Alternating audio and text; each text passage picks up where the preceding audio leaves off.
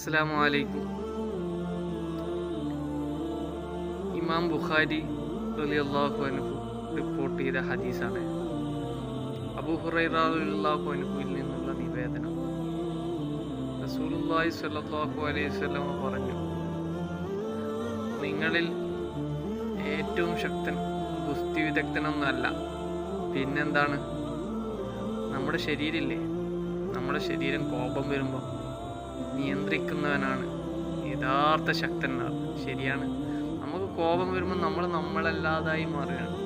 ഒരു ശൈത്താനോ അങ്ങനെ പലതും നമ്മുടെ ശരീരത്തിലേക്ക് കടന്നുകൂടുകയാണ്. നമ്മളെ കോപത്തെ നിയന്ത്രിക്കാൻ നമുക്ക് തന്നെ പറ്റണം. അത് വലിയ കടമ്പയാണ്. എല്ലാവർക്കും അത് നമുക്ക് എന്തെങ്കിലും ചെയ്യാനുള്ള കുറേ ടിപ്സ് ഉണ്ട്. നമുക്ക് പെട്ടെന്ന് എന്തെങ്കിലും സലാത്ത അല്ലെങ്കിൽ മറ്റെന്തെങ്കിലും ചെല്ലിയാൽ ചിലപ്പം കോപം അടങ്ങാൻ ചാൻസ് ആവും.